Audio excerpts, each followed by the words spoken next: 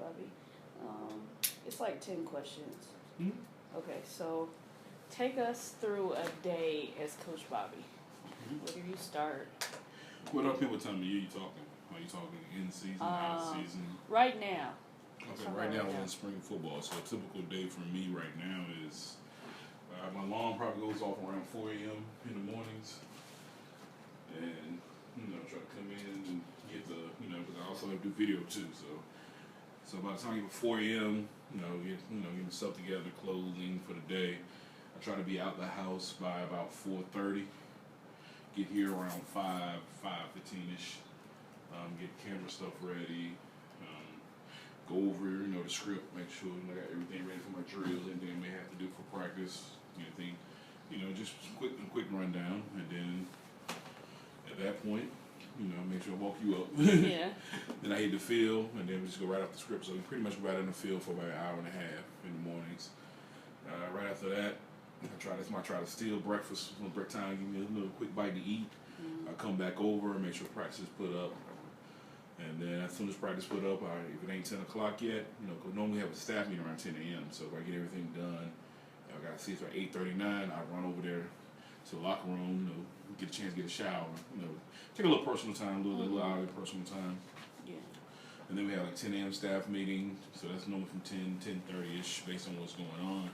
If it's a recruiting day, we'll be in there maybe till noon, lunchtime, watching future recruits. So we need, might go out and see.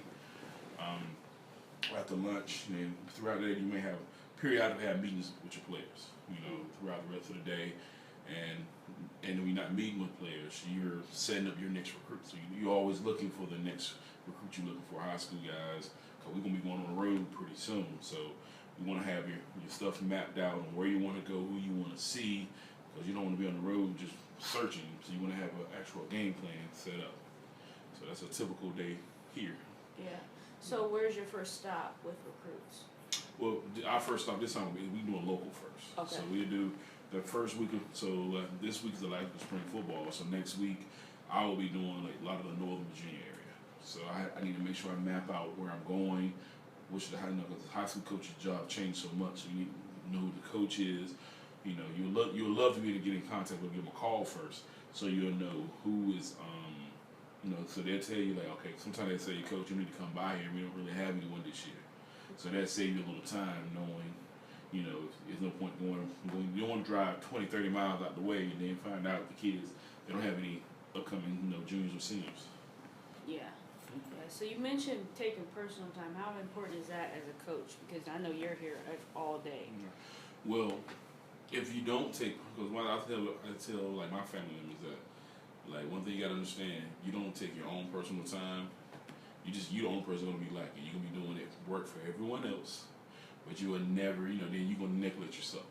Like whether your personal time is going to work out, or whether your personal time is call your kids, talk to them. It's just you got to have that. I think that personal time keep you some sense of sanity.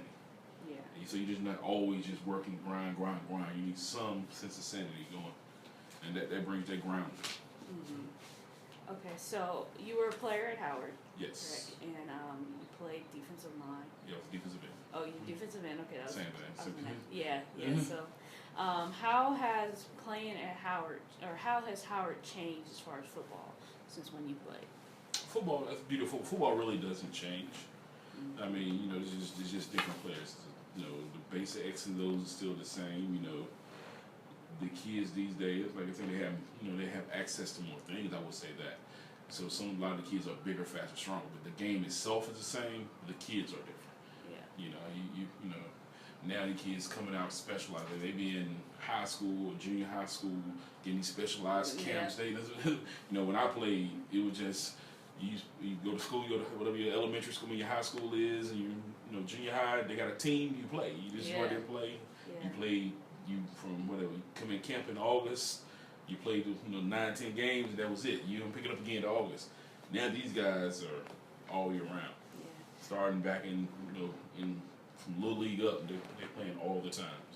So how have you as a coach adjusted to things like that? Because I know they have like 7-on-7 teams. And You try to go out and see as much as you can, but NCAA prevents a lot of it. So even though there's a lot of it's going on, we can't actually be there. So you got so many dead periods, which is strictly evaluation period. We can only actually make contact with them during a contact period. So Yeah.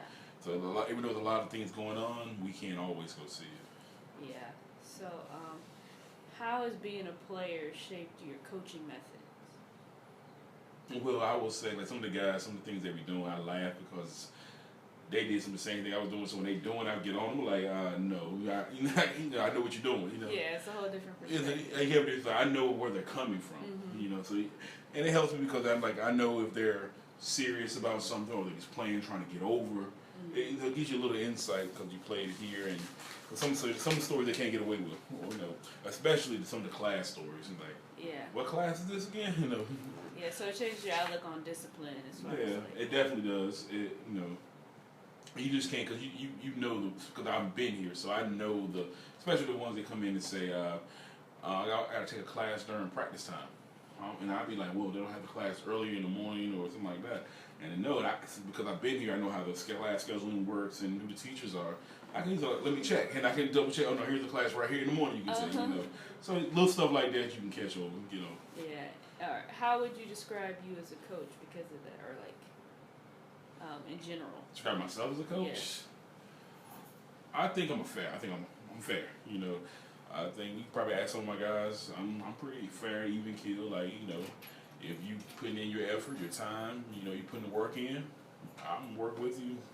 I have no problem with it. But if you're lazy, don't want to do anything, just want to come to school, don't go to class, don't want to practice, I may be I ain't gonna say yell at you, but my voice may be raised a little bit. It may I may say something unpleasantries to you, but in the end, it's always still about trying to get the kids better, trying to get them graduated. So and then especially a young guy, the main ones that will make me upset is the old guys who've been here. When you've been here 3 or 4 years, you know how it should be. Young guy, you gotta give him leeway. He just fresh from home. Yeah, he don't know his way yet. So, but as a coach, so I say I'm a little more lenient on the younger guys. Damn, the older guys I'm hard on because they know better. Yeah. So, after last season, what would you say the biggest challenges were, or what would you say the biggest challenges moving forward will be? Moving forward. Yeah. I think the kids gotta learn how to win. And as far as on the football field wise, we had a bad season. We bringing in a new quarterback and a lot of injuries. So now we got to make sure the kids understand. Got to be able to overcome these challenges. And even though a lot of those games you was right there, now you got to learn the next step how to win. Once you learn how to win, it just like anything else, it becomes consistent. You keep doing it. Second nature. Yeah, you just. But I think the guys, they're buying in. Most of the guys are, but I think once you get the first win, once you start winning, you have no problem. Yeah, I definitely see an improvement in even the play and stuff. Yeah, they're playing better. Yeah. But I think the kids are believing, they're buying in. Yeah, definitely. So, what's your stance on the quarterbacks with Kalen and Jamie? Kalen and Jason. Jason and Kalen. Yeah, Jamie Cunningham. Yeah. Beauty of me, I'm on defense. Oh yeah. I don't care. Yeah. I said whichever one will give me the best chance to win, that's the one I want. They don't care. I think they both good. They both really good. Yeah. So I think that battle will come down to the end. Yeah, definitely. I think it's not gonna be decided this spring.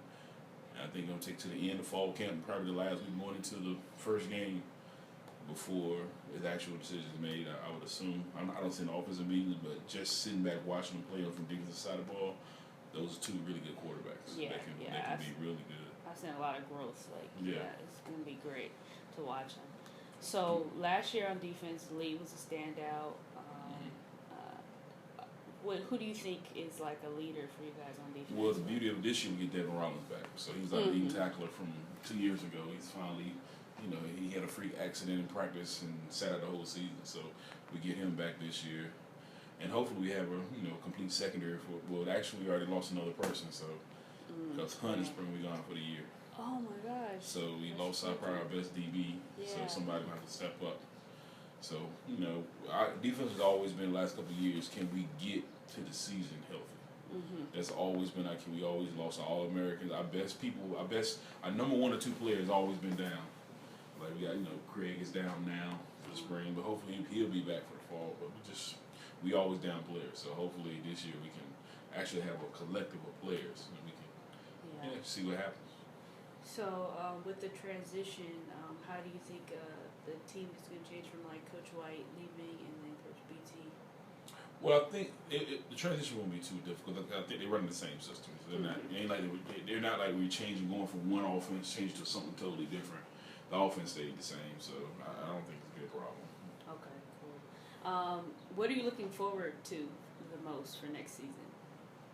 I just want the season to start. This anticipation, the practice and the grind. I'm ready to play. It's nothing like getting out of your office when the season started and you just playing. Nothing else really matters. You got all the problems going on the campus, but you can just get on the field. That's what I'm looking forward to. The season just started. Yeah. Me too. It's an incredible feeling when you're going into a game, you get off that bus, and you're like, okay, it's time to. Because I love the variables of football. Like but other thing that you do this is the outcome. Football, you're dealing with 18 to 20-year-olds. Yeah. Dealing with their emotion, their feelings, and then you can draw the perfect thing, defense or offensive play up, but you got 11 variables on the play at any given time. And so anybody can mess up. Like you're on chalkboard now. Chalkboard looks pretty. Everybody get the perfect block, perfect throw, perfect route, perfect coverage, perfect everything. But that's no variables. So that's make football interesting. I look at it like chess almost. Oh yeah, definitely. It's definitely like that, and like how they say any given Sunday. So right. It's like, no question. It's like that with football. You also have a PhD, right? MD. You have an MD. So you obviously love what you do. Yes. Yeah. Yes. I had when I graduated medical school, I got a job offer, so I was like, okay, go residency or start coaching. Yeah. So of course you see what route I took. Yeah. But I don't regret it. I enjoy what I do. Yeah, and you definitely do a lot around here, and so. Yeah, I multitask. I will say that. Yeah. I think it's my job title. I'm just multitasking bottom of my card. Oh yeah. Coach Bobby multitasking. Yes, pretty much. What you need, I got you. That's pretty much what I do. Yeah, definitely. Well, thank you. That's my questions. All right. What class is that anyway? Fundamentals of journalism. Oh, nice.